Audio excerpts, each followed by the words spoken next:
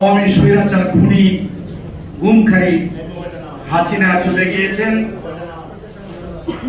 তারপরে সেই আওয়ামী দোসরদের বিচার, মৌলিক সংস্কার ও জাতীয় নির্বাচন শীর্ষক আলোচনা সভার সম্মানিত সভাপতি, সংগঠনের চেয়ারম্যান জনাব জহিরুল ইসলাম তুহিন, উপস্থিত আছেন আজকের অনুষ্ঠানের প্রধান অতিথি, বাংলাদেশের মাটি মানুষের হৃদয়ের স্পন্দন, জাতির অহংকার, বীর মুক্তিযোদ্ধা, সাবেক মন্ত্রী, বিএনপির স্থায়ী কমিটির সদস্য মেজর অবসরপ্রাপ্ত হাফিজউদ্দিন আহমেদ বীর বিক্রম,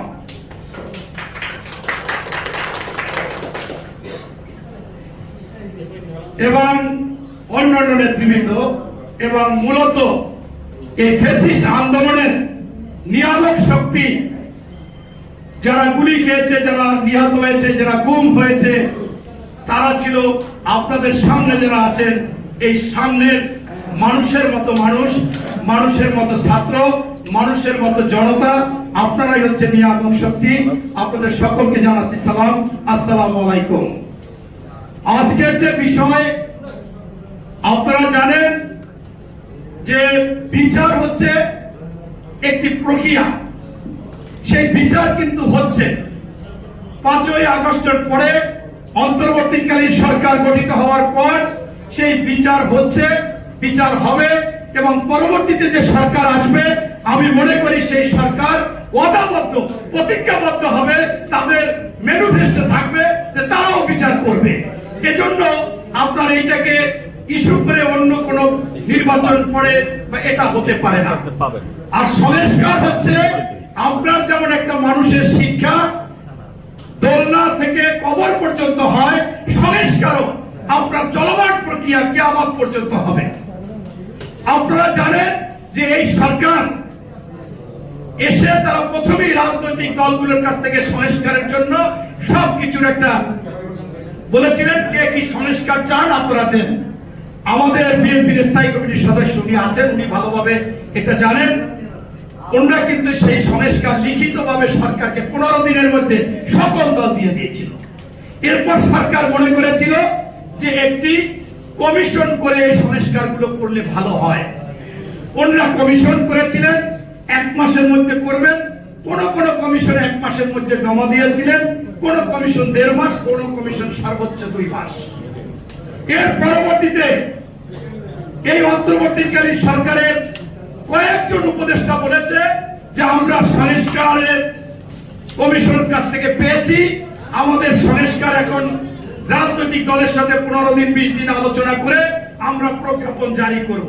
তাহলে কি দাঁড়ায়, সর্বোচ্চ 3 মাস, 4 মাস, 5 মাস, 6 মাসের মধ্যে এই সংস্কারের সবকিছু হয়ে যাওয়ার কথা।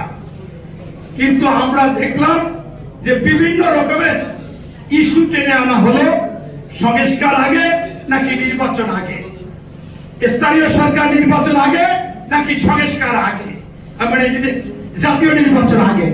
এরপর আপনার এই পর্যায়ক্রমে এক এক সময় এক একটা ইস্যু আছে। এই ভোট পিয়ার পদ্ধতি নাই, আপনি ইসলাম বলবেন, কাজ করবেন অন ইসলামিক, এটা তো সঠিক না।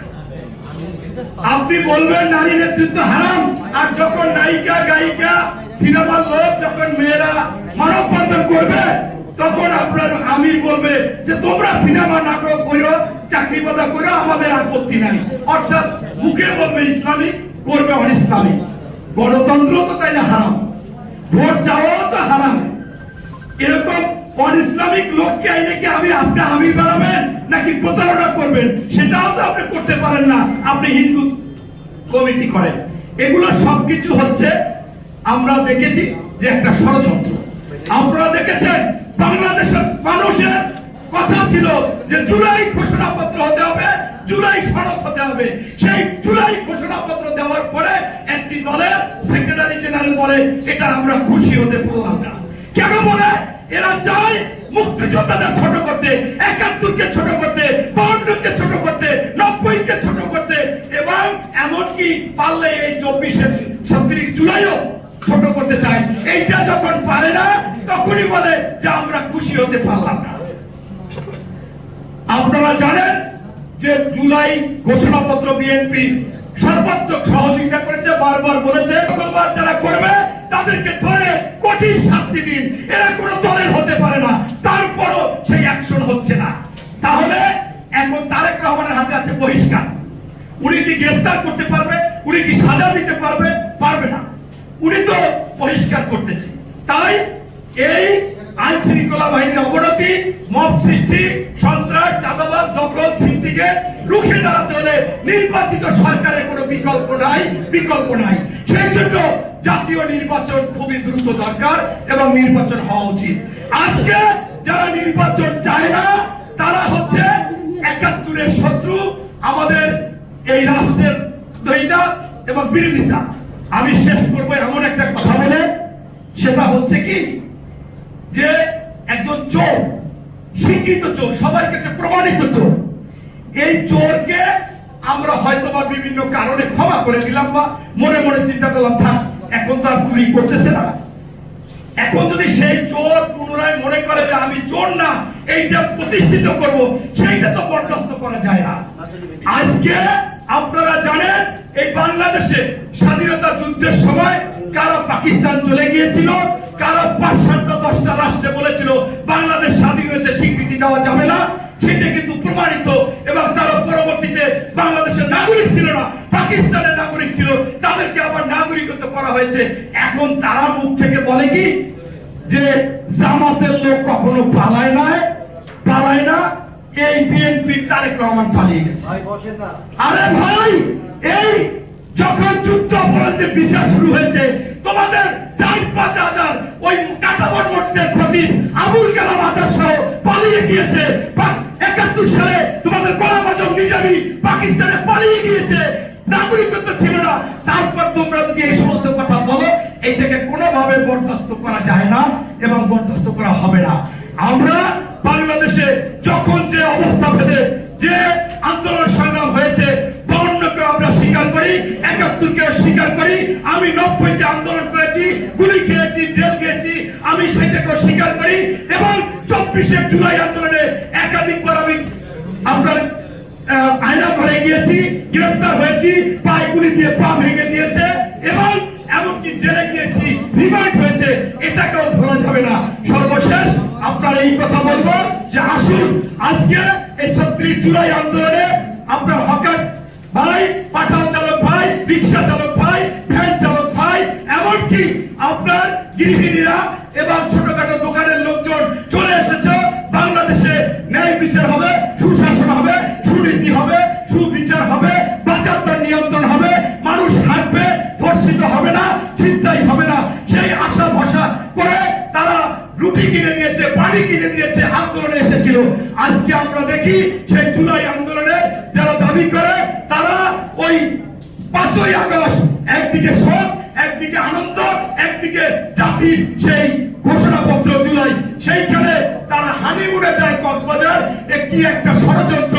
এই চিলড্রেন পার্টির লোকজন অত্যন্ত দুঃখজনক, এই হানিমুনে যায়, আবার বলে যে আমরা কোনো ষড়যন্ত্র করি নাই, আমরা পিটার হাসের সাথে কোনো বসি নাই, আমরা ঘুরতে এসেছি, আনন্দ করতে এসেছি। কি আনন্দ! যেখানে শহীদের রক্ত এখনো শুকায়নি, সেখানে এখনো আপনার হাসপাতালে কাতরাচ্ছে, আর তোমরা বাবারা এখন ওখানে যে হানিমুন পালন করো, তোমরা এরকম ভ্রমণ করো, দুঃখজনক। আসো, রাজনীতি করো, রাজনীতির মতো। বাংলাদেশের মানুষ সবসময় সংগ্রামী।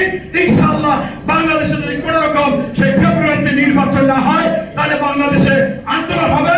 মানুষের চাওয়া পাওয়া, আকাঙ্ক্ষা, ভোট অধিকার এবং গণতন্ত্র, এই ভোটের জন্য আমাদের যদি ফাঁসি হয়, অপরাধ হয়, আমরা বারবার এই সরকারের কাছে বলবো ভোট চাই, নির্বাচন চাই, গণতন্ত্র চাই, এর কোনো বিকল্প